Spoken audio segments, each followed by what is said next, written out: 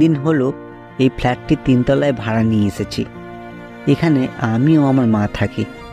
সেদিন আমার অফিসের কিছু খুবই গুরুত্বপূর্ণ কাজ বাকি ছিল, আর সেগুলি কালকেই জমা দিতে হবে। যদি না জমা দিতে পারি তাহলে আমার আর মনে হয় না চাকরিটা রক্ষা করতে পারবো। আমি তখন আমার ঘরের টেবিলের উপরে বসে কাজ করছি। হঠাৎ করে আমার ঘরের বাঁ দিকের জানলা দিয়ে কেউ যেন বলে উঠল, তামশাই কিনলেন না ভাড়া নিলেন? কে? আরে আপনি যে ভূত দেখার মতন চমকে উঠলেন যে দেখছি। না আসলে মানে নমস্কার, আমার নাম ভুবন চাটুর্যে। ও বাড়ির পাশ দিয়ে যাচ্ছিলাম তো আপনাকে দেখলাম। আপনি খুব মনোযোগ দিয়ে টেবিলে বসে কি করছেন, তাই দেখে দাঁড়িয়ে গেলাম। না মানে নতুন প্রতিবেশী বলে কথা, তাই একটু আলাপ করতে এলাম আর কি। কিছু মনে করবেন না আসলে। এই না ছি, in fact I am so sorry. মনে করা কিছু নেই। আসলে এই অফিসে একটা গুরুত্বপূর্ণ কাজ করছিলাম আর কি।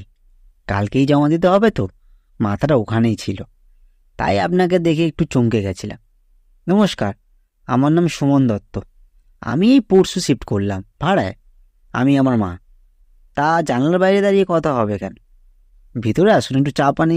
আরে না সেসব অন্যদিন হবে ক্ষণ।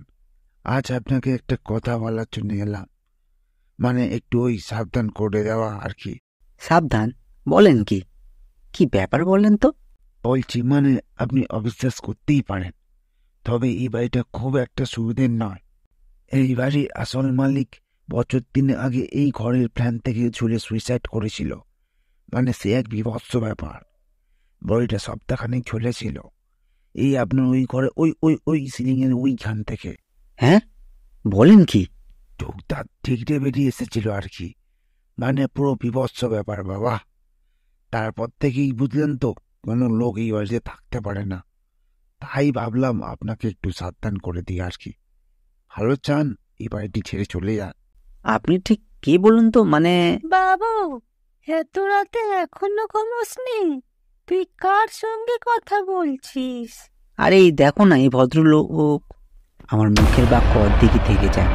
বাঁ দিকে তাকিয়ে দেখি জানলা খালি, কেউ নেই।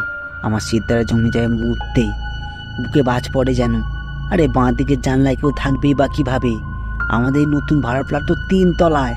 3 তলার ফ্ল্যাটের জানলায় কোনো মানুষ গল্প করতে পারে কি? রাতের ঘড়িতেও দেখি শব্দ করে 3টের ঘন্টা বেজে উঠল।